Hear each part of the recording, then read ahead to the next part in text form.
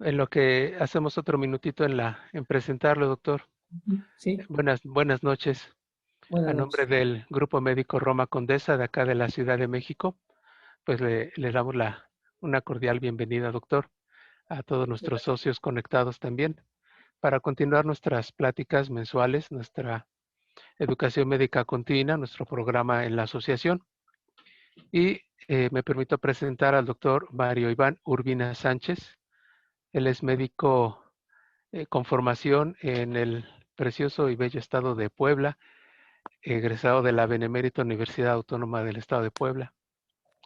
Él hizo su especialización en medicina interna en el Hospital Adolfo López Mateos del ISSSTE y posteriormente hizo un posgrado de alta especialidad en el Instituto Nacional de la Nutrición acerca de la obesidad. También cuenta con un diplomado en diabetes y síndrome metabólico por parte del Tecnológico de Monterrey en alguna asociación con la Cleveland Clinic.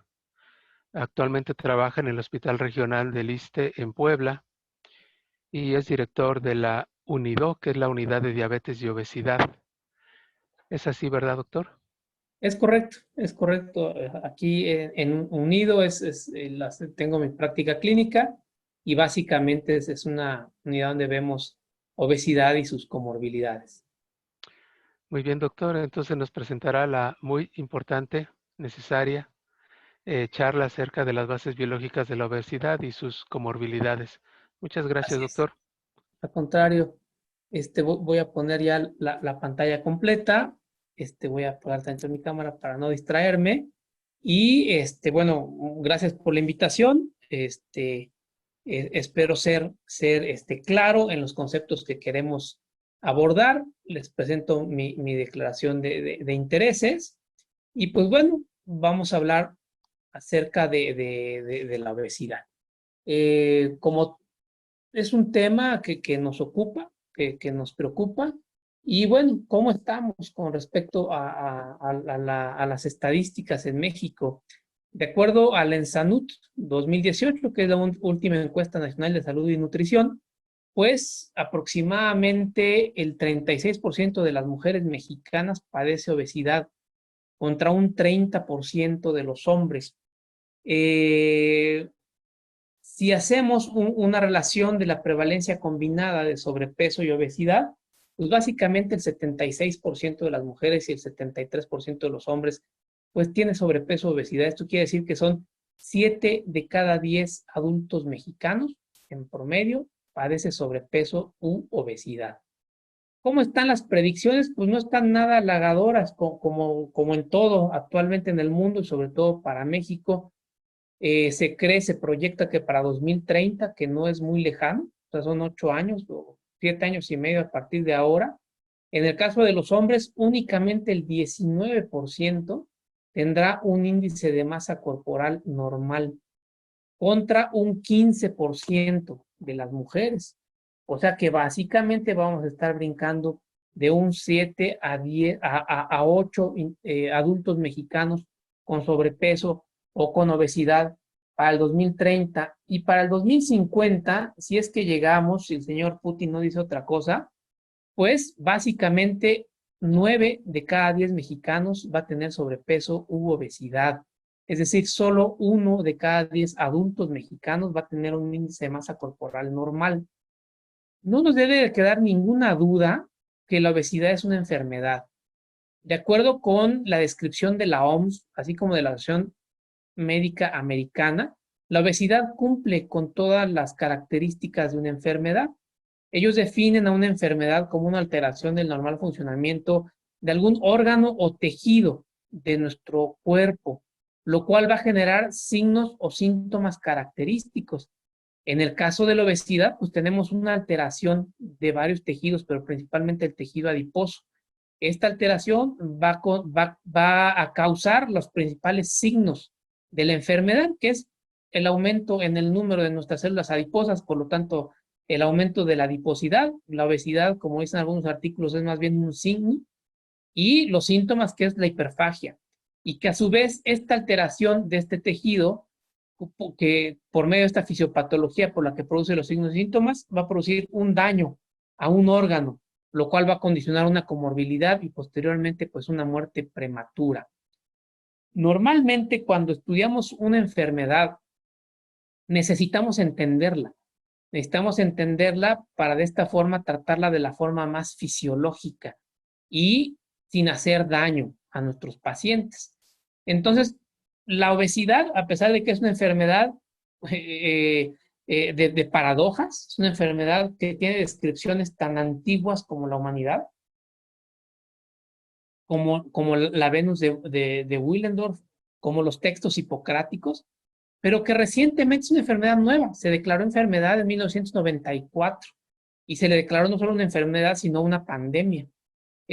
Muchas veces nosotros no llamamos enfermedad o no llamamos las cosas por su nombre cuando no las entendemos. ¿Por dónde podemos empezar a entenderla? Siempre hemos querido entender cómo llegamos a desarrollar la obesidad, que es una enfermedad compleja y frustrante.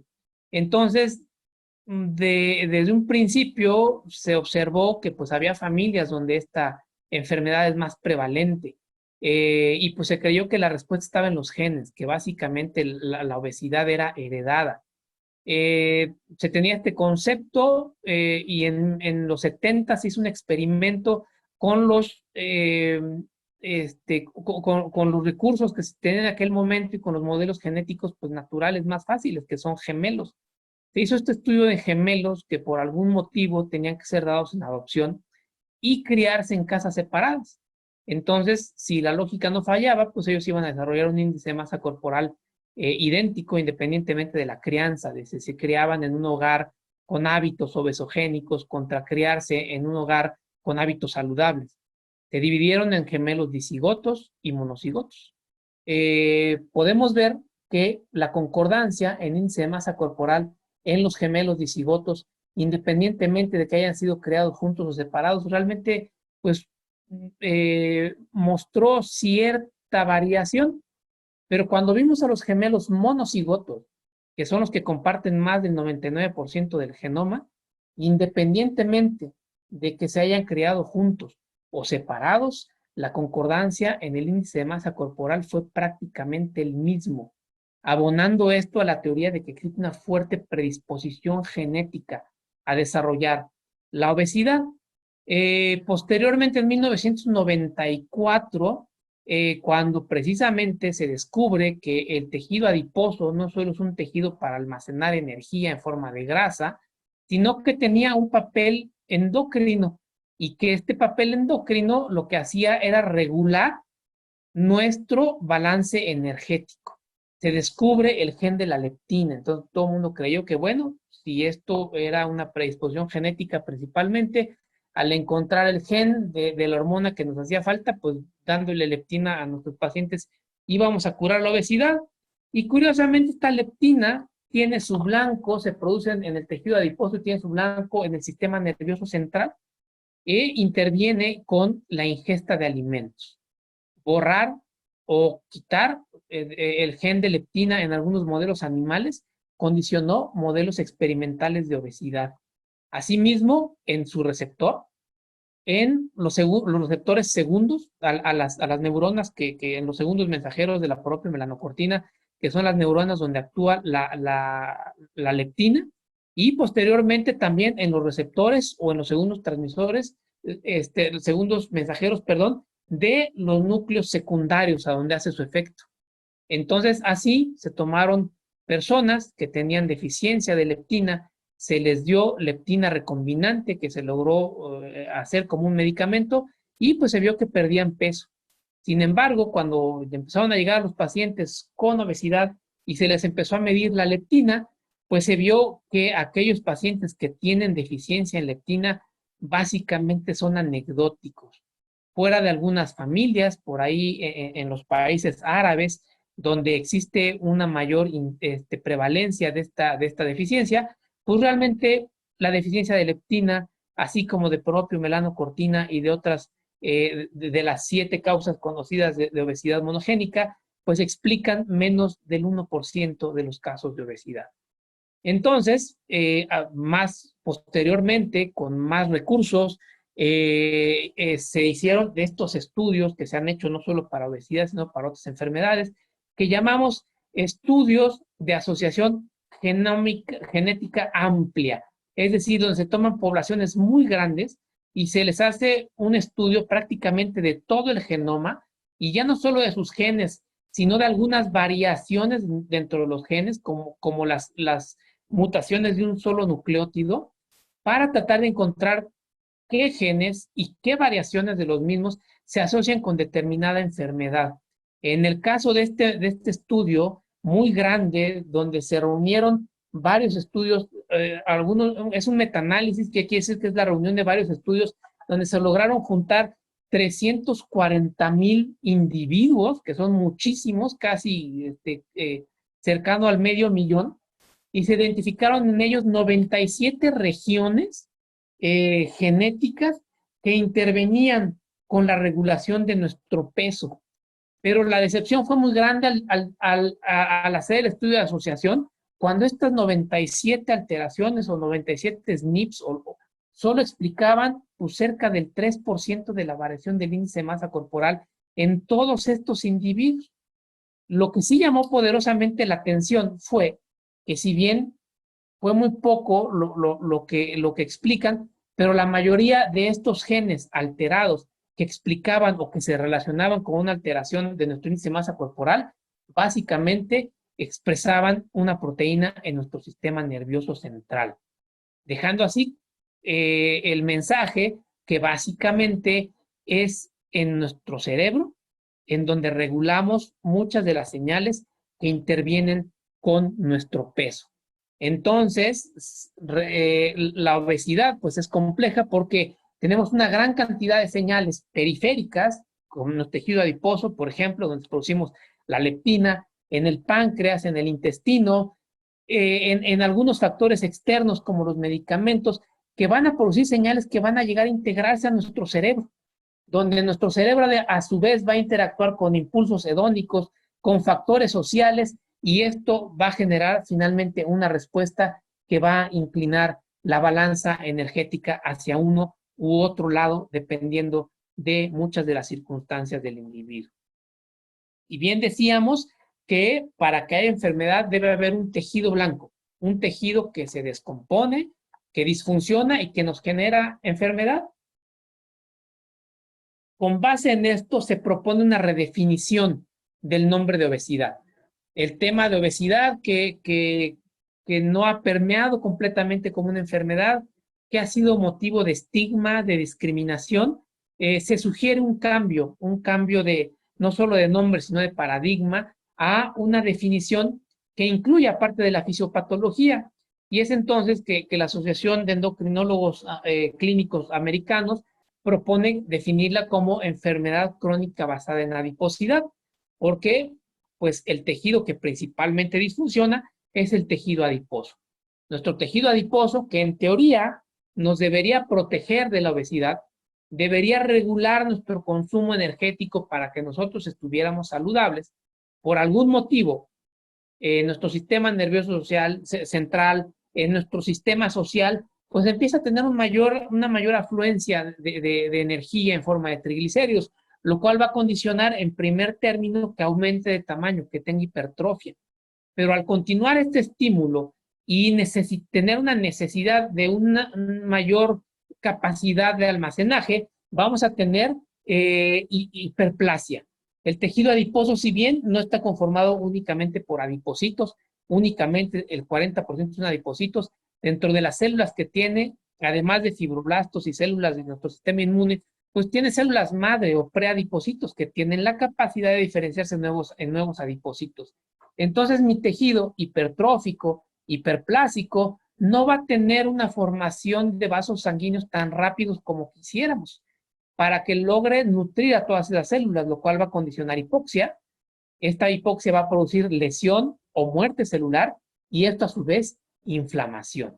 Y entonces, así, este es el camino fisiopatológico de la obesidad, que va a empezar, pues, por producir un tejido altamente reactivo e inflamatorio. Y como les decía en un principio, el tejido adiposo, ahora lo conocemos como un nuevo órgano endocrino, no solamente un órgano que almacena grasa. Entonces, al disfuncionar, todas sus funciones se alteran. La inflamación del tejido adiposo, pues tiene que ver en distintos aspectos de nuestra vida. Uno de ellos es el balance energético. Como les decía, en teoría, la leptina, los pulsos de leptina, porque ahora sabemos que la leptina no actúa en una función de todo o nada, sino que más bien en ondas y en pulsos. Por ejemplo, un paciente con obesidad puede tener hiperleptinemia, un paciente con obesidad que pierde peso, que disminuye sus niveles de leptina, va a experimentar hambre. Entonces, este luz y sombra de la leptina, al no funcionar bien, pues va a alterar mi percepción del hambre y va a alterar mi balance energético. A su vez, vamos a dejar de producir por la inflamación del tejido algunas hormonas protectoras, como la adiponectina, cuyo uno de sus trabajos es disminuir la inflamación, mantener una buena sensibilidad a la insulina, disminuir el hambre. También actúa positivamente en nuestro metabolismo de los lípidos. Entonces vamos a empezar a perder esta protección y vamos a empezar a tener cada vez más un aspecto inflamatorio y aterogénico. Vamos a dejar de producir algunos factores como el FGF21, el cual interviene en el apardamiento o termogénesis de la grasa. Es decir, la grasa puede regular también nuestro gasto energético.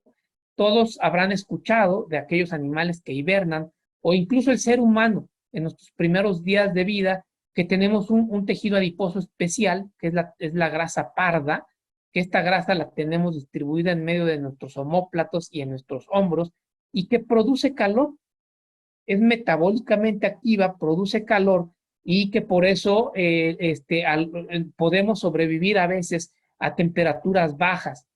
Muchas veces hemos escuchado en grandes desgracias como los terremotos o situaciones donde algún recién nacido queda a la intemperie y pues no se muere de hipotermia porque tiene esta capacidad de producir calor. Entonces, nosotros como adultos perdemos la grasa parda, pero tenemos la capacidad de producir un tejido intermedio que se llama grasa marrón, de pardificarla y entonces tener un tejido adiposo que lejos de solo almacenar grasa, también la gasta produciendo calor y entonces regula nuestro balance energético. Pero si el adiposito está inflamado, deja de producir estas hormonas protectoras. Por otro lado, también el tejido adiposo produce una gran cantidad de citocinas proinflamatorias. Las mismas que producen nuestros macrófagos, las produce el adipocito. Factor de necrosis tumoral alfa, interleucina 6, que ahora pues, todos los que atendimos COVID la pedíamos todos los días a los pacientes para tratar de adelantarnos a la tormenta de citocinas, pero también produce otras como resistina, disminuye la producción de adiponectina que ya habíamos hablado, disfatina. Entonces va a hacer que a nivel local exista un ambiente proinflamatorio. Y entonces va a hacer que los macrófagos que viven alrededor de los adipocitos, como en todos los tejidos, los macrófagos residentes, pues se polaricen y pasen de una etapa antiinflamatoria a una proinflamatoria. Y también, a su vez, se va a producir una proteína que es la proteína quimioatrayente de macrófagos tipo 1, la cual va a hacer que este proceso inflamatorio ya no solo sea local, sino que se vaya a la sangre, como las demás hormonas, empiece a activar macrófagos circulantes y empecemos a tener un ambiente inflamatorio sistemático. Esto que llamamos la metainflamación o donde empieza el continuum inflamatorio que nos lleva a terminar con la enfermedad cardiovascular. Lo mismo va a empezar a producir microRNAs, cambios epigenéticos que van a hacer que produzcamos más citocinas proinflamatorias. ¿Qué pasa con mi glucemia? O de interleucina 6, el factor de necrosis tumoral alfa, directamente sobre los tejidos blancos de la insulina, como el hígado, el músculo y el mismo tejido adiposo, van a alterar la fosforilación del sustrato de receptor de insulina tipo 1 y por lo tanto me van a producir resistencia a la insulina. La leptina va a alterar la función de mis células beta y vamos a tener una disfunción a ese nivel y por lo tanto se va a ir abonando uno de los factores que me producen hiperglucemia. Los microRNAs, como ya les había comentado, son fragmentos de RNA que producen los adipocitos y que los liberan tanto a nivel local como sistémico y que van a ir a ingresar a las células como los macrófagos para hacerlos empezar a procesar señales proinflamatorias. Y les comentaba que esto empieza a abonar al impacto de la enfermedad cardiovascular, pero no solo por medio de la resistencia a la insulina, sino que también el adipocito inflamado empieza a producir algunas sustancias como el factor de crecimiento transformante beta, que sabemos que va a ir a engrosar la pared de las arterias, o sea, al engrosar la pared muscular de las mismas, va a producir también el inhibidor del activador del plasminógeno tisular, lo cual va a hacer que el paciente con obesidad o con sobrepeso tenga una condición procoagulante, entonces lo va a hacer más propenso a formar coágulos.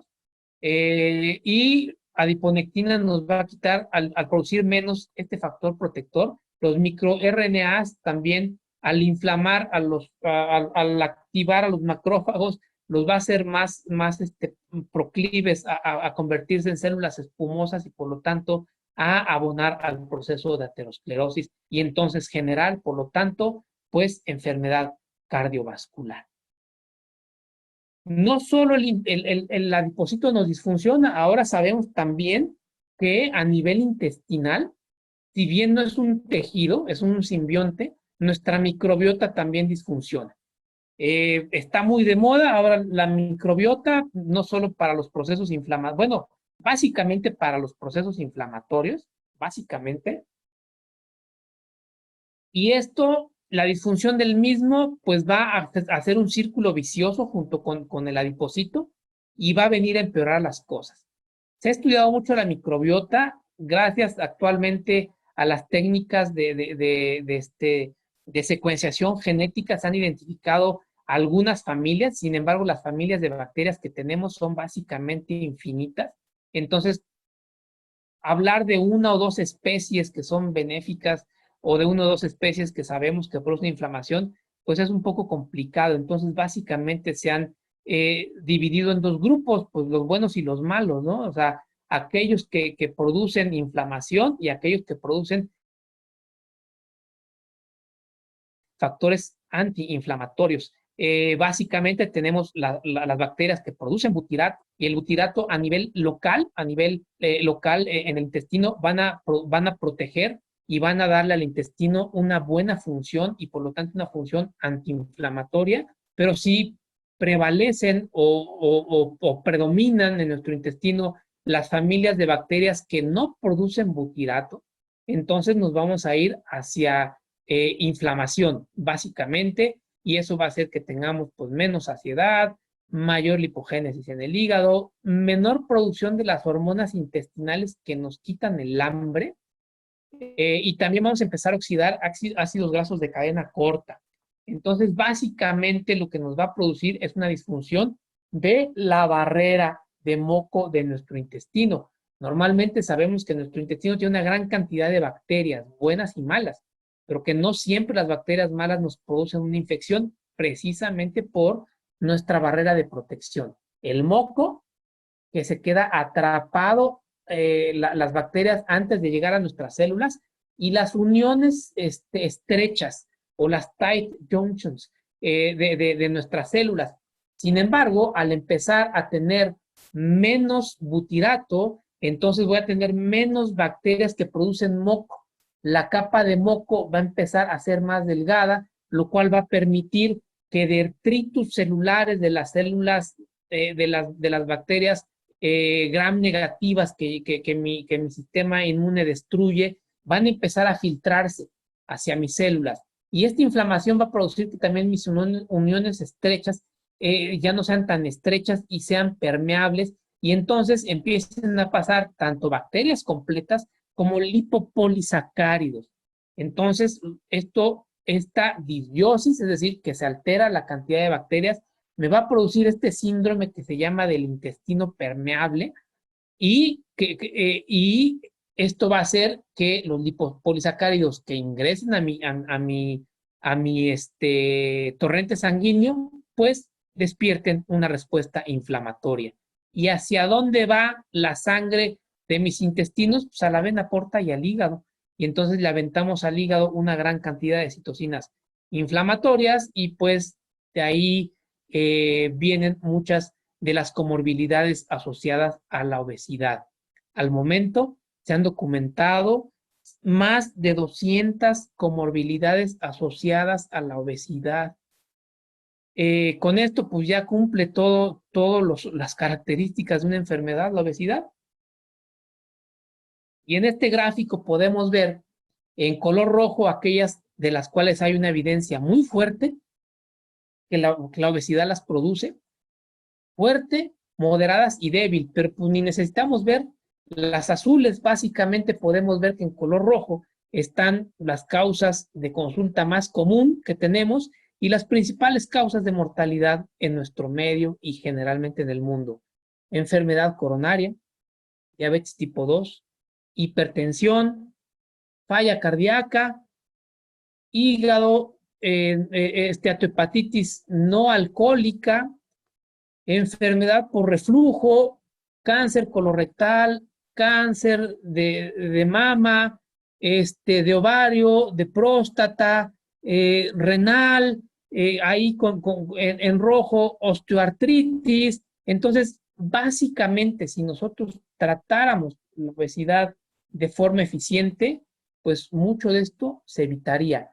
Imagínense, vean esto en un panorama, en su consulta, lo que vieron hoy, imagínense en 2030, cuántos de estos vamos a estar viendo y si nos va a alcanzar el tiempo, los recursos y demás para atenderlos. Sí, muchas veces decimos, bueno, el problema de tratar la obesidad son sus comorbilidades, pero ¿qué pasa cuando no tengo comorbilidades? ¿La tengo que tratar? ¿Me pasa algo malo? Pues claro que me pasa algo malo. Yo puedo tener una obesidad como mal la han llamado metabólicamente sana y aún así tener aumentado mi riesgo de enfermedad coronaria dependiendo del tiempo que yo pase bajo el efecto de un índice de masa corporal aumentado, de enfermedad cerebrovascular, y si combinamos el efecto metabólico más el mecánico, aumento hasta un 200% mi riesgo de una falla cardíaca. Otras comorbilidades calladas que también se están asomando y están alzando la mano para hacer la nueva epidemia del siglo, asociadas con inflamación a nivel de nuestro cerebro y además del medio social en el que estamos viviendo, pues también desarrollamos comorbilidades psíquicas. Aunque yo no tenga diabetes, aunque yo no tenga hipertensión, necesito atenderme de la obesidad. ¿Cómo mejoramos todas las comorbilidades? Pues perdiendo peso. Suena bien fácil, perdiendo peso, 2 palabras. Pero, y podemos decir, bueno, pues si pierdo, no necesitamos perder mucho, del 3 al 10% prevengo la diabetes. Si ya tengo diabetes de reciente inicio, perder entre el 10 y el 15% de peso inicial va a hacer que yo remita de la diabetes, es decir, que vuelva a la normoglucemia. Lo mismo para la apnea obstructiva del sueño, un 10%. Para la hipertensión, pues un poquito más exigente, el 15%. Para la osteoartritis, de 5 a 10%. Para la enfermedad por reflujo, nos lo dejan más barato, entre el 5 y el 10%. Para las enfermedades respiratorias, de un 8.5 al 10%. Pero pues, si la respuesta es tan sencilla, ¿por qué no lo logramos? Sabemos que si perdemos peso y logramos mantener una intervención la suficiente cantidad de tiempo, vamos a evitar que nuestro paciente muera de forma prematura. Este estudio es un estudio también muy bueno, muy grande, como el que se hizo de genética. Es un estudio poblacional, es el estudio de prevención en diabetes de China. Este se hizo en la ciudad de Daqing y participaron cerca de 400, más de 400,000 individuos y se les dio un seguimiento de 23 años. O sea, es una evidencia muy sólida. Muchos participantes, muchos años. Se tomaron dos grupos, un grupo control, que se les dejó evolucionar y que su peso fuera ahí de forma natural y sin intervención, y un grupo en el que se hizo una intervención. Se les hizo perder un porcentaje entre el 5 y el 10% y darle un seguimiento a 6 años. Y después de 6 años a estos pacientes se les dejó y solo se les observó. La obesidad siguió su historia natural. Los pacientes que perdieron peso, al no tener ninguna intervención, recuperaron el peso. ¿Pero qué pasó con respecto a la mortalidad cardiovascular? Fue mucho menor, un índice de riesgo de 0.59 con un intervalo de confianza entre 0.36 y 96, comparado con aquellos a los que no se les hizo ninguna intervención. Quiere decir que yo puedo intervenir, que mi intervención no necesita ser toda la vida, pero sí por lo menos un tiempo considerable de quitarle las comorbilidades y el efecto inflamatorio crónico para que mi paciente tenga un beneficio a largo plazo. Al final platicamos un poco, esta gráfica creo que es muy bonita, explica mucho, porque pues básicamente muchas veces queremos que nos ofrezcan un tratamiento que cure la obesidad. Pero bueno, las enfermedades crónicas, pues ¿desde cuándo se curan? ¿A poco curamos la diabetes o el lupus o la hipertensión? Entonces, lo mismo exactamente pasa con la obesidad. Entonces, si la respuesta es tan simple, perder peso, ¿por qué no perdemos peso? ¿Por qué si sabemos exactamente qué debemos hacer, no lo hacemos? Puede ser muchas veces que la región geográfica, nuestra religión, nuestra familia, el momento histórico en el que estamos viviendo, la disponibilidad del alimento, van a definir lo que comemos. Pero si tenemos los mismos genes, ¿cómo fuimos del cazador-recolector a que básicamente 7 de cada 10 individuos tengan sobrepeso u obesidad? Básicamente lo que nos explican las gráficas pasadas es que mi cerebro evolucionó, muchos de los factores que acabamos de mencionar se integran en él, pero pues básicamente mi cerebro se va a venir a una maraña como la que les presenté en un principio, en donde intervienen factores hormonales, factores nutricionales, genéticos, epigenéticos, microbioma y además la macroeconomía, la educación, lo que leo en los medios, la tecnología, mi trabajo, mi recreación, y voy a meter a mi cerebro en medio de ese problema. Evolutivamente, ¿cómo está diseñado nuestro cerebro para el control de lo que comemos? Básicamente, nuestro cerebro ha evolucionado para tener 3 grandes centros del control de nuestro balance energético. Un centro en nuestro hipotálamo que podríamos llamar instintivo, homeostático, donde voy a regular mi hambre homeostática. Necesito energía, pues tengo que comer, ¿no? Pero pues bueno, yo si únicamente necesito comer, pues yo podría escoger algo muy saludable, un pescado y unas verduras, y ya sacié mi necesidad de energía. Por otro lado, tengo un cerebro más hacia mi corteza, en la vía dopaminérgica, en el cual yo recibo algunos estímulos o la mayoría de mis estímulos hedónicos, así también como sensoriales. Entonces, ahí es a donde la comida me produce placer o yo me puedo producir placer por medio de la comida. Y en medio, regulando la acción de uno y otro, ahí a la mitad de mi cerebro, en la amígdala y la ínsula, algunos centros por ahí, tengo mi decisión ejecutiva. Es decir, donde voy a mediar entre los impulsos y mis necesidades. Esta distribución del cerebro parece ser igual tanto en humanos como en animales, puesto que muchos estímulos como dar dulce producen una respuesta placentera en animales tanto muy primitivos como el ratón, primates avanzados y primates más avanzados, y así como dar algo amargo, pues produce reacciones de rechazo. Entonces, básicamente estamos diseñados igual, y de ahí viene, pues bueno, ahora sí que el querer, y el querer entre comillas, que yo puedo querer ahorita una dona sin necesidad de tener hambre, o yo puedo tener hambre y querer comer una pechuga de pollo. Entonces, mi sistema nervioso, que es también a donde la mayoría de las alteraciones genéticas que se asocian con el desarrollo de mi índice de masa corporal expresan sus proteínas, pues es básicamente donde incide el control de nuestro apetito. Como les decía, tengo un centro de control homeostático en mi hipotálamo, donde se va a activar cuando yo como por hambre.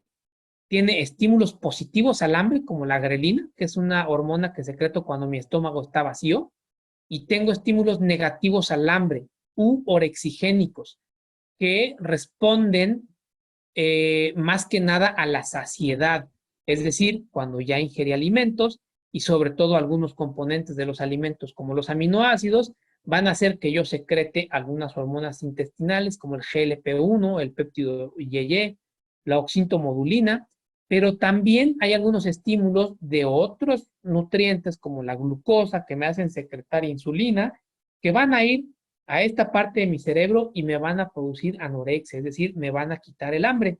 Entonces, en mi hipotálamo es donde tengo mi centro instintivo del apetito.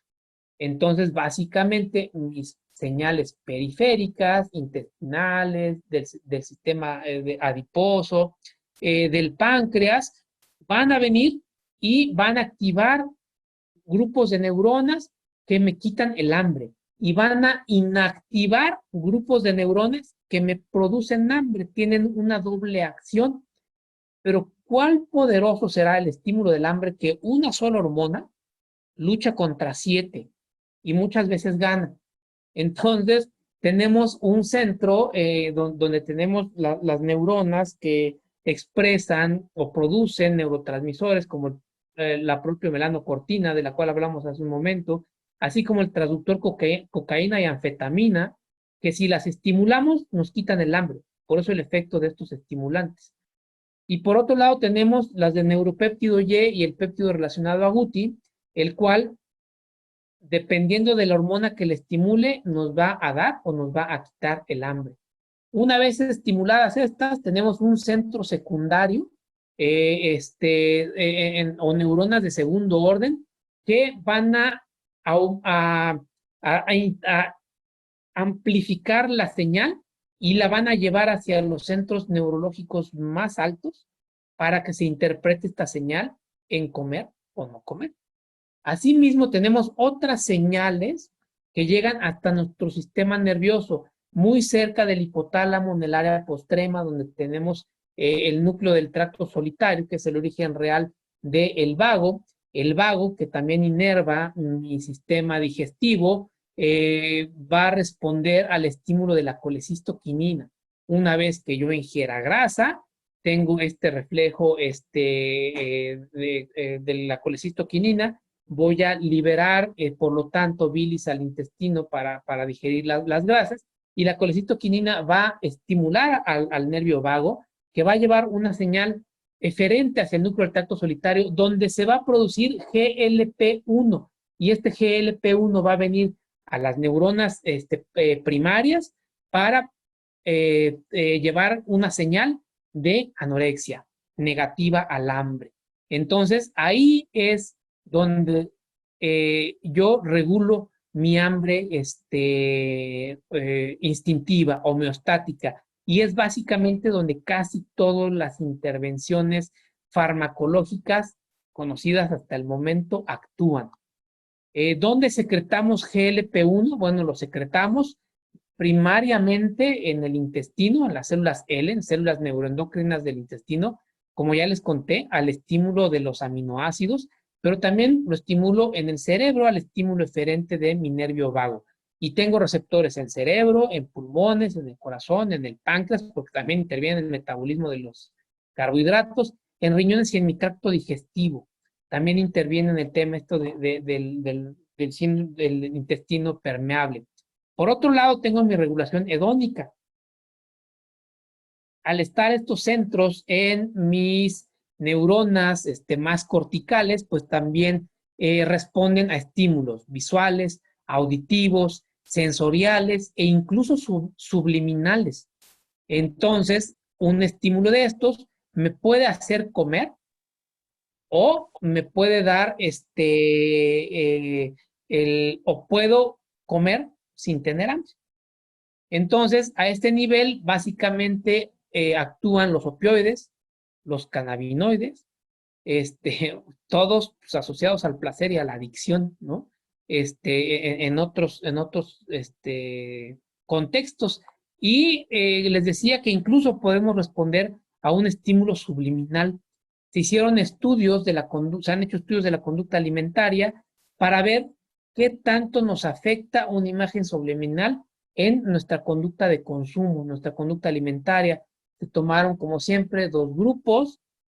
A un grupo se le enseñaron imágenes de personas felices, como estas que nos enseñan los anuncios de refrescos y de comidas y de bebidas, personas exitosas, sonrientes, saludables, y a otros se les enseñaron fotos de personas enojadas, a disgusto, y no se les hizo comer, sino que se les dieron bebidas azucaradas y se midió la cantidad que tomaban y la cantidad que se servían. Pues, sorpresiva o tal vez no tan sorpresivamente, aquellos a los que se les enseñaron señales de personas felices consumieron más que aquellos a los que se les enseñaron fotos de personas enojadas. Pero no solo eso, se sirvieron mucha más bebida aunque no la hayan consumido. Es decir, un estímulo subliminal me puede hacer consumista, por así llamarlo, o derrochador, teniendo o produciendo en mí un estímulo o una sensación de positividad y que sí me voy a acabar todo, ¿no? Y por otro lado, ahí a nivel del núcleo accumbens y por la amígdala tenemos este centro donde mediamos entre estos dos centros, el homeostático y el hedónico, a donde vamos a convertir nuestro querer comer en un proceso cognitivo y consciente. Es decir, tengo hambre, quiero comer y se me antoja una hamburguesa, pero quiero evitar la diabetes porque ya tengo prediabetes y tengo dislipidemia, entonces mejor me voy a comer un alimento más saludable. Aquí es donde integramos esa señal y que incluso podemos contrarrestar un poquito el estímulo subliminal. Como les decía, a este nivel, comer por hambre, podemos tener un acceso farmacológico para controlarlo. Al nivel hedónico, pues casi no, pero a nivel ejecutivo, puedo entrenar mi pensamiento y mi conducta alimentaria por medio precisamente de intervenciones conductuales. Que si yo no ayudo la dieta, el ejercicio con este tipo de intervenciones, así como con las farmacológicas, pues lo más probable es que mi tratamiento para la obesidad fracase por la misma fisiopatología de la enfermedad. A este nivel, una gráfica un poco más, con un esquema anatómico un poquito más gráfico. Tenemos nuestra corteza órbito-frontal, por donde entran todos los estímulos visuales, auditivos, hedónicos y demás. Tengo por acá la amígdala, la ínsula aquí en el núcleo accumbens, y por otro lado, pues tengo mi hipotálamo donde regulo la comida, el hambre, instintiva. Entonces aquí tengo este eje que todos los días pelea, ¿verdad? Porque todos los lunes empieza esto muy bien, vamos a hacer dieta, para el martes pues ya me va ganando el instintivo y para el miércoles pues ya el cuerpo lo sabe, ¿no? Entonces perdemos todo control de nuestros estímulos. No es de extrañarnos que en los pacientes que tienen obesidad, Cuando se hacen estudios funcionales con tomografía de emisión de positrones para detectar actividad en sitios neuronales y se les enseñan fotos de comida, pues tengan una activación de los centros, de estos centros que hablamos de regulación del apetito más intensa que sus contrapartes delgadas. Por lo tanto, nos indica que a ese nivel también hay una disfunción donde necesitamos intervenir. Cuando se estudió el GLP-1 con motivos de tratamiento para la obesidad, pues se marcaba este fármaco o esta hormona y se tomaban los mismos estudios de tomografías y se veía que básicamente se iban a unir a los sitios donde regulamos tanto nuestra hambre instintiva como nuestra hambre hedónica y un poquito ahí a nivel donde hacemos nuestra decisión ejecutiva, con lo cual pues se lograba en modelos experimentales la disminución del hambre instintiva, así como también de la planeación para comer, o sea, un poquito el tema hedónico. Entonces, la respuesta normal del GLP-1 es que una vez que ya llegó el alimento al intestino, se llenó nuestro estómago, dejó de producir grelina, entonces se nos quitó el hambre, pero no estamos satisfechos. Es hasta que se vacía el estómago al intestino y los aminoácidos tienen contacto con las células L, cuando yo secreto GLP-1, entonces me siento satisfecho y dejo de comer. En los pacientes con diabetes tipo 2, sobrepeso y obesidad, las concentraciones plasmáticas de GLP-1 están disminuidas.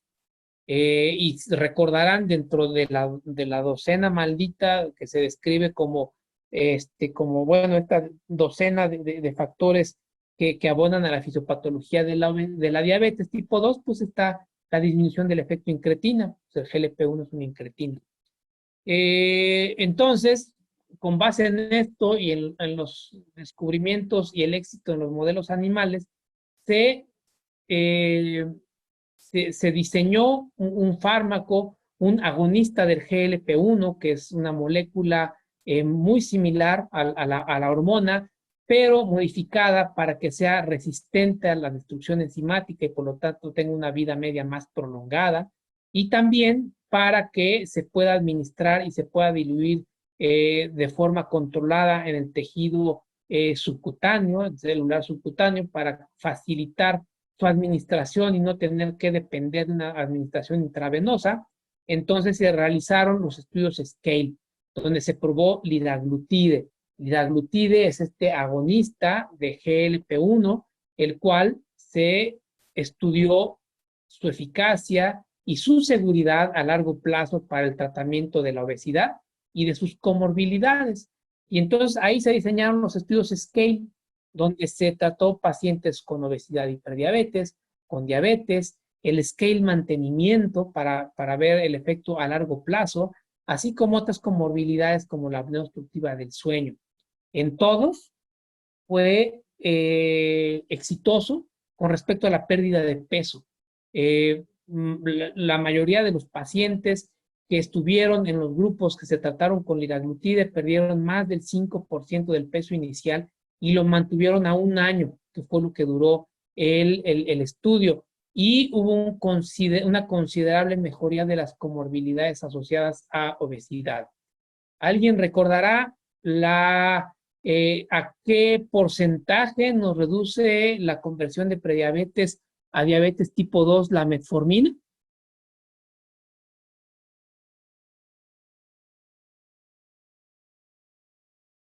Bueno, en el estudio de prevención de diabetes, la metformina la redujo aproximadamente un 32%. En el caso del estudio SCALE, obesidad y prediabetes, en aquellos pacientes que no solo tenían obesidad, sino que tenían prediabetes, además de perder en una media 8% de su peso inicial a un año, redujo la conversión de diabetes a prediabetes en un 80%, más del doble de la efectividad demostrada por metformina. Redujo en los pacientes con diabetes la hemoglobina glucosilada 1.3%. En el estudio SCALE mantenimiento fue un grupo de pacientes que perdieron el 10% de su peso con una dieta cetogénica muy baja en calorías y posteriormente se les inició liraglutide para ver si esto les ayudaba a mantener el peso perdido. No solo les ayudó, sino que perdieron un 6% del peso adicional al año. Entonces, gracias a lo que se encontró en estos estudios, se autorizó el uso del liraglutide para el tratamiento de la obesidad y sus comorbilidades y y demostró una seguridad también ya a 3 años que lleva de seguimiento estos estudios. Como les decía, hablando de la historia natural de la obesidad es una enfermedad que se autoperpetúa, es una enfermedad crónica, por lo tanto no se cura. Y una vez que perdemos peso, nuestro organismo, estos tejidos disfuncionales, mi tejido adiposo, mi intestino, mi microbiota, echan a andar medidas contrarregulatorias para ya no perder peso. Entonces, mis niveles de las hormonas que me quitan el hambre, las que mencionamos, péptido YY, colecitoquinina, GLP-1, disminuyen y aumentan aquellas que me dan hambre, produciendo así aumento del hambre, aumento del deseo de comer y por lo tanto reganancia de peso. Independientemente de cómo pierda peso, lento o rápido, después de la intervención, mi paciente va a recuperar peso. Sabemos de algunos cambios que intervienen en esta recuperación. Hay cambios en nuestra tiroides, hay cambios en el músculo esquelético, hay cambios neurológicos, pero uno de ellos también es la menor producción de estas incretinas, del GLP-1. Entonces, obviamente, también en los estudios SCALE se vio que cuando se suspende el medicamento, pues el paciente recupera nuevamente el peso.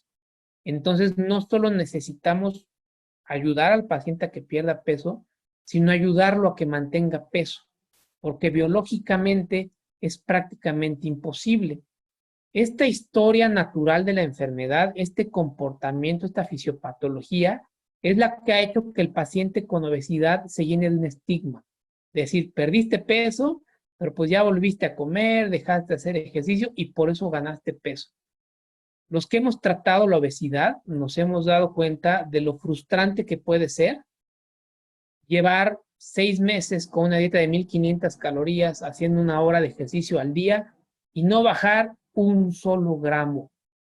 Y esto es por las medidas contrarregulatorias que hacen de nuestro cuerpo sea muy ahorrador en el tema de calorías y por lo tanto, llegando un umbral, no permita perder peso. Esta es la teoría del adipostato, la cual se está estudiando. Hay también algunos cambios a nivel del hipotálamo, pero pues bueno, que yo creo que más adelante nos dará luz y contaremos con más herramientas para intervenir en esa historia natural y lograr mantener la pérdida de peso más tiempo y por lo tanto darle el beneficio a mi paciente de mayor tiempo fuera de esa inflamación crónica sistémica.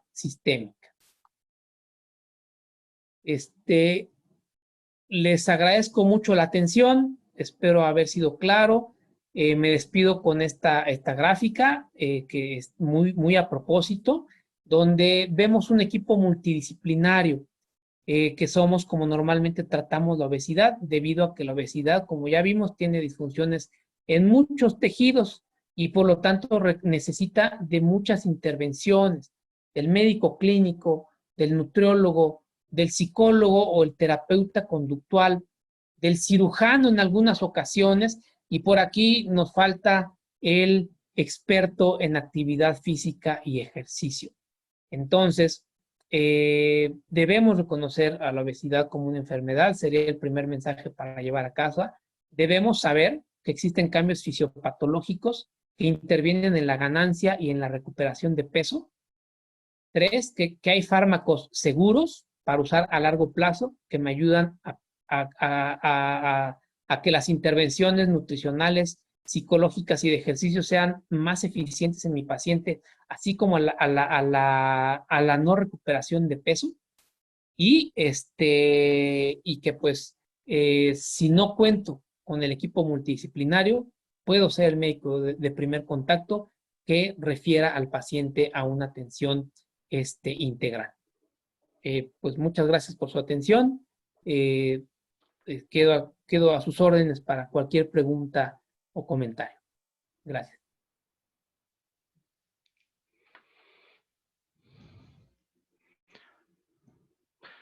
Excelente, doctor. Vamos a esperar a ver si algún compañero en la audiencia se anima a hacer una pregunta en especial. Por el momento, bueno, pues le quiero comentar que usted muy amablemente nos ha brindado su tiempo para esta excelente charla y tenemos un compañero, un queridísimo colega que está en el estado de Colima, entonces pues hay más de 1000 kilómetros de distancia entre ambos. Entonces el doctor Hola. Doña está en teoría anda por Las allá. maravillas de la tecnología. Sí, caray. Pues no Hola, buenas sé. noches. Buenas noches. ¿Quién ¿Sí? gusta? Adelante, adelante, por favor. ¿Me escuchan? Sí, Sí, Doctor claro. Urbina, buenas noches. Soy la doctora Blanca Carlos. Mucho gusto, doctora. No lo escucho casi. Soy dermatóloga y lo quiero felicitar por su excelente presentación. Y solamente como un Muchas comentario. gracias. Se me va el audio. Es un comentario, no es una pregunta. Sí. De que definitivamente aprendemos cada día. Hoy he entendido lo majestuoso de lo que son las hormonas, y siendo dermatóloga, la hormona melanocortina, que es una de sus raíces, su derivación es acerca del hormona estimulante de los melanocitos, y con esa muy involucrada por el desarrollo hacia el cáncer de piel más agresivo, que es el melanoma, y usted mencionándolo como un cofactor acerca de todo lo que he hablado de la obesidad. Agradezco su aprendizaje. Dos, como un dato, otro anecdótico, William Stolz en la década de los 70, siendo residente en Alemania, describe al ver un montón de lesiones que no poderlas darles un exacto diagnóstico, pero describe a través de su algoritmo el ABCD, a través de la simetría, borde, irregularidad, diámetro y color, el ABCD. Y usted menciona el ABCD a través, en todo lo que nos ha explicado, en ese algoritmo aplicado para la obesidad junto con diabetes. Entonces, creo que el primero, bueno, no creo, así fue quien empezó a describir para que nos sea más fácil a través de un algoritmo llevar a cabo un diagnóstico. El ABCD fue William Stolz en Alemania en los años 70. Y bueno, usted acaba de hablar acerca de la obesidad en adultos. En jóvenes, doctor, junto con acné, junto con ginecomastia, junto con obesidad, acné, diabetes, ginecomastia, estrías, ¿a quién lo debo de derivar? ¿A medicina interna? ¿A endocrinología? Esa es una pregunta. A un endocrinólogo pediatra, Okay. yo sí me especializo en adultos con obesidad, quizá algunos adolescentes que ya tengan pues un Tanner 4, pero el niño en definitiva tiene muchos cambios hormonales que requieren del expertise de un endocrinólogo pediatra. Yo me apoyo con una para el tema pues básicamente de lo que es lo pediátrico y lo hormonal, y el tratamiento pues digamos de la obesidad como tal lo damos acá en el grupo, en el centro.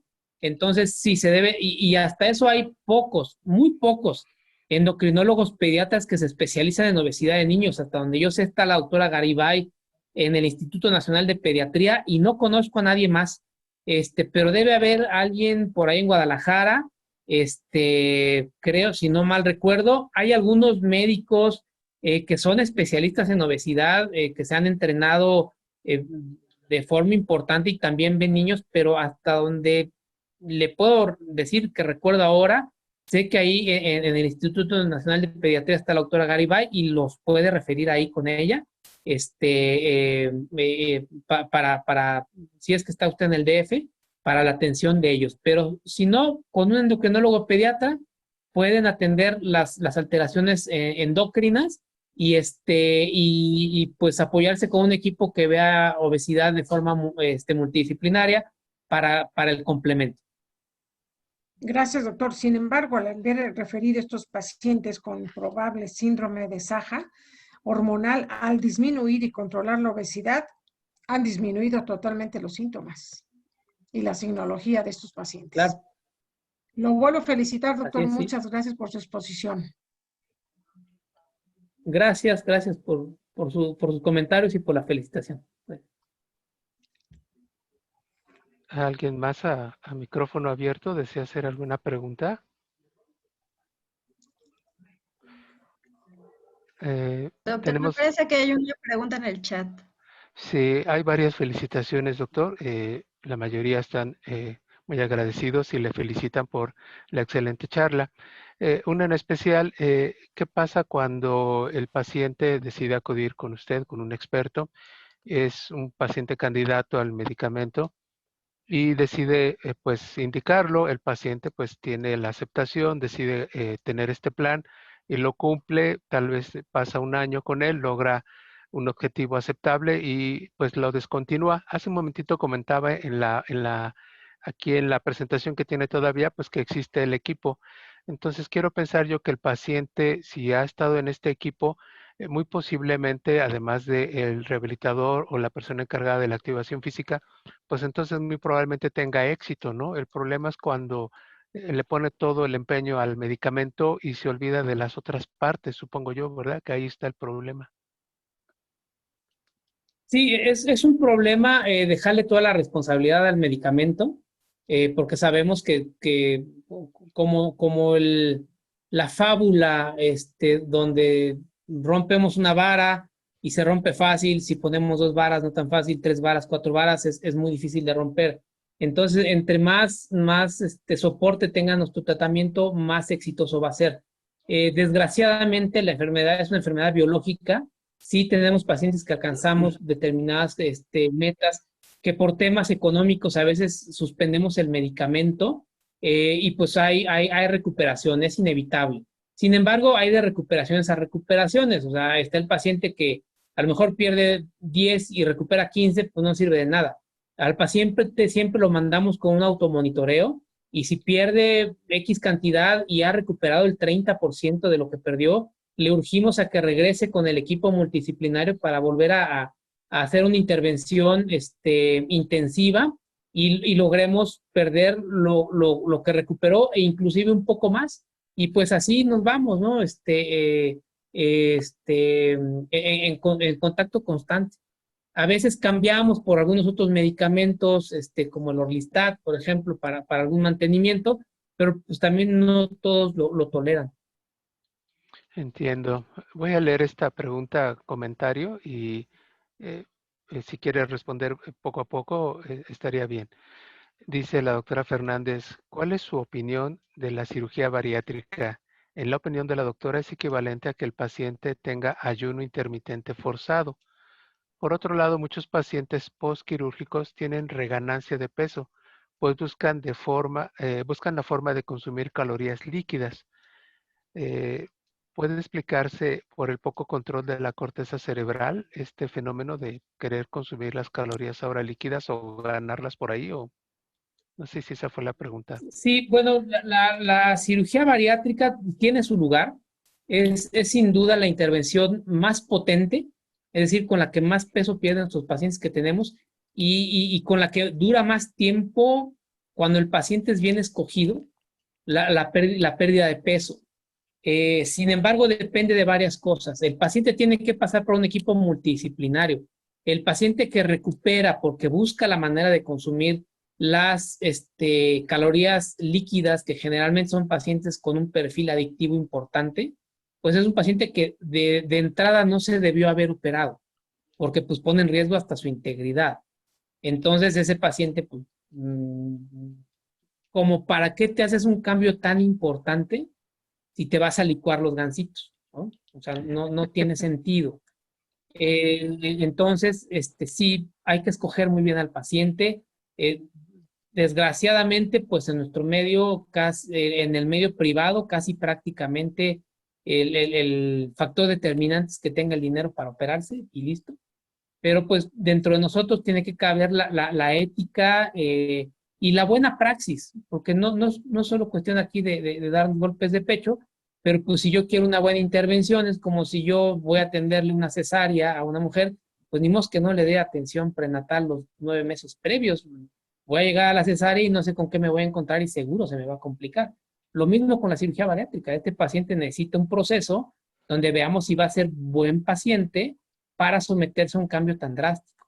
Ahora bien, existen dos tipos de cirugías, las restrictivas, como la manga gástrica, donde solo nos hacen un estómago más pequeño, y las mal absortivas, como el bypass gástrico, donde aparte de eso, disfuncionalizan parte de mi intestino. Está muy interesante el tema de lo del intestino, pues porque esto que describimos de la microbiota y todo, al disfuncionalizarlo, que los nutrientes lleguen directamente a una parte más distal del intestino, hacemos cambios intrínsecos en el intestino de microbiota, de hormonas y todo, y esto produce ciertos cambios metabólicos muy interesantes. Entonces, la acción de la cirugía bariátrica mal absortiva va más allá de la simple restricción. El ayuno intermitente, a final de cuentas, es un modo de restringir. Da lo mismo que yo me divida 1500 calorías al día a que me las coma en desayuno y comida y ya no tiene nada. O sea, sí logramos con la cirugía bariátrica que el paciente tenga, que esté más bajo el influjo de las hormonas del ayuno, pero por otra metodología. No porque no pueda comer. Básicamente es por el tipo de dieta que se da, las intervenciones, pero pues bueno, el ayuno intermitente es algo que está de moda, sin embargo, pues tiene muchas aristas. Como tal, la definición de ayuno es que disminuya nuestra secreción de insulina de forma considerable y que estemos bajo el efecto de las hormonas contrarreguladoras.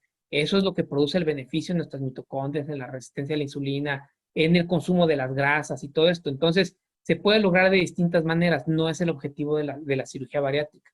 En pocas palabras, el objetivo de las restrictivas es que coma menos, porque no puede, no le cabe, y de las malabsortivas, que aparte tenga ciertos beneficios metabólicos de la manipulación del intestino. Ok, entonces al parecer sigue siendo el éxito el equipo multidisciplinario, ¿verdad? Es la base, porque sí, digo, muchos pacientes que llegan porque recuperan peso, el primer año la cirugía bariátrica va a perder peso, como un periodo de luna de miel, lo haga bien o lo haga mal va a perder peso.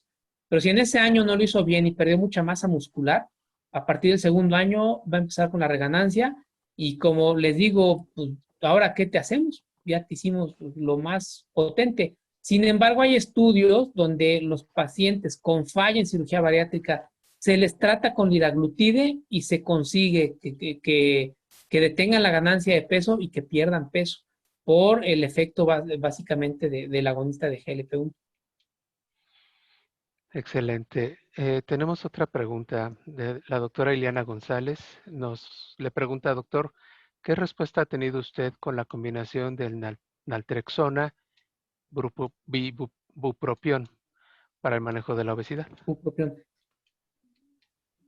Es un medicamento que apenas he empezado a utilizar, le di muchas vueltas, puesto que es complejo. O sea, es complejo la interacción que propone precisamente en el área hedónica. O sea, recordarán que cuando vimos la gráfica que los neurotransmisores que intervienen son opioides, cannabinoides y dopamina.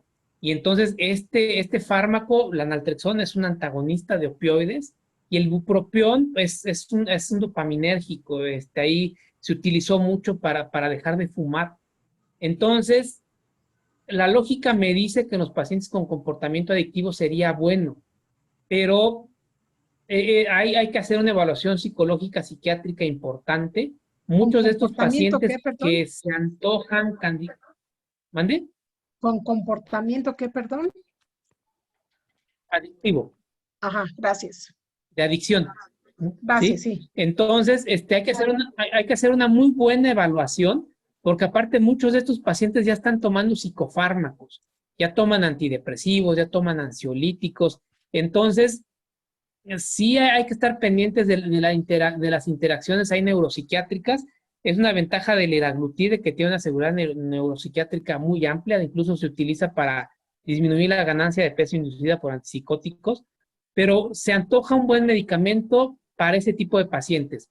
Yo he tenido poca experiencia con él, algunos pacientes muy escogidos, platicados junto con un psiquiatra, que es con el que me estoy apoyando para empezar a utilizarlo, pero ese mecanismo de acción sí yo lo veo como un limitante como para empezar a utilizarlo de forma rápida, amplia y casi como para todos los pacientes.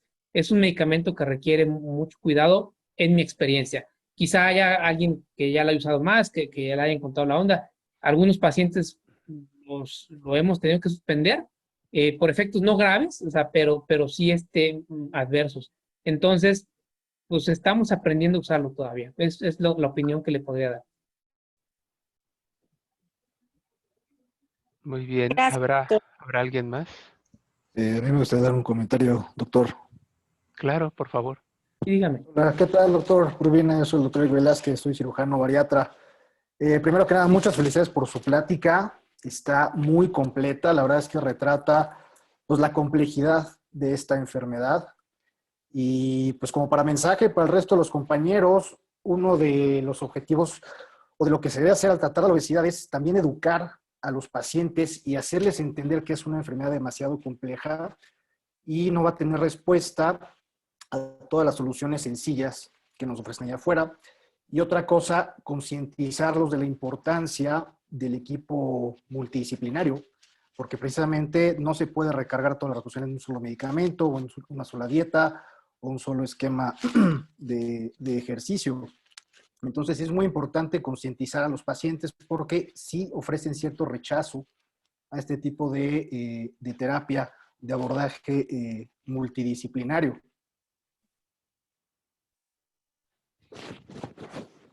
Sí, yo creo que es la base y es la base de un buen tratamiento tanto clínico como quirúrgico. Y en efecto, hay muchas cosas, los productos milagro, los influencers que ofrecen rutinas de ejercicio en el teléfono de 5 minutos. Entonces, Claro. desgraciadamente, la obesidad es también campo de mucha mercadotecnia y lo más importante es, en efecto, concientizar al paciente que se tiene que educar. El paciente, incluso posterior a la cirugía bariátrica, tiene que seguir una vida bastante ordenada con respecto a la dieta y todo eso. Entonces, sí es importante. Son cambios de vida importantes y pues lo mejor, aparte, pues 4 o 5 cabezas piensan mejor que una. El paciente puede hacer más empatía con un miembro del equipo multidisciplinario y eso nos lleva a tener más probabilidades de éxito. Sí, correcto. Y como usted también nos comentó, cuando hay una reganancia de peso después de la cirugía, precisamente muchas de las principales causas, uno puede ser causa de la cirugía y alguna complicación, algo que no salió bien, pero otra causa es abandono completo del seguimiento por equipo multidisciplinario. Entonces, ahí vienen las consecuencias de reganancia de peso. Y precisamente todo empieza desde que se selecciona mal al paciente y se le ofrece cirugía cuando ni siquiera es candidato. Sí, o con una inadecuada preparación a veces, claro. Porque hay pacientes que punto aparte de la reganancia, llegan con hemoglobina de 6, con neuropatía por falta de absorción de vitamina B, claro. Con osteoporosis temprana, pues porque no llevaron un seguimiento de una nutrióloga experta en cirugía bariátrica, ¿no? Entonces, Pues sí, eso es bastante importante. Y lo más curioso, yo platico con algunos colegas tuyos que me dicen, pues el paquete ya está pagado, ya pagaron las consultas de seguimiento, pero no vienen, ¿no? Entonces es cuando no se logra dar el mensaje de que el tratamiento no acaba al retirar los puntos, ¿no? Sino que se tiene que seguir. Desafortunadamente la cirugía también se presta a muchas cuestiones de mercadotecnia. O sea, prácticamente la Sí. están vendiendo como si fueran sesiones de depilación láser, traemos tu paquete incluido, pero pues la verdad es que ningún otro tipo de cirugía hace eso. O sea, ¿no? Y se presta a mercadotecnia y pues mucha gente no es consciente del compromiso que se requiere. Sí, definitivamente. Creen que con la cirugía fue el tratamiento completo y para toda la vida. No, no, y Y por eso hay puede, que reeducar. y comen todo lo que quieran porque finalmente ya me operaron, ya me hicieron el anillo en el estómago y puedo comer lo que quiera. Yo sí quisiera Sí, volver a enfatizar esto que es todo lo que está pasando con los médicos especialistas en México, en el país.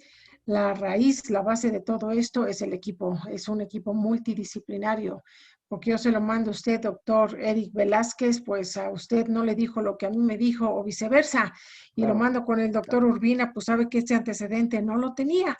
Entonces, con un equipo multidisciplinario, el diagnóstico va a ser mejor y el tratamiento mucho más. Así es. Yo lo felicito, doctor Urbina, aprendí mucho con usted. muchas gracias, muchas gracias. Bueno, en el chat ya no tenemos nada. No sé si alguna otra persona de nuestros participantes desee, alguien que levante la manita.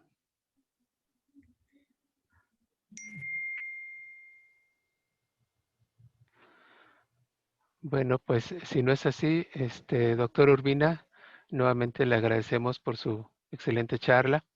A su equipo, al equipo de Novo Nordisk también, les agradecemos mucho por habernos compartido, ¿verdad? Con usted. Y pues los esperamos para nuestra próxima sesión, doctor Urbina. Le recomendamos la próxima sesión. Va a ser una sesión cultural a cargo de la doctora Rodríguez también, parte de nuestro equipo. Entonces, bueno, pues si no hay otra pregunta, pues nos despedimos. Muchísimas gracias y que tengan buena noche. Muchas gracias, muy agradecido. Bueno, gracias, gracias. Bueno, pues hasta luego.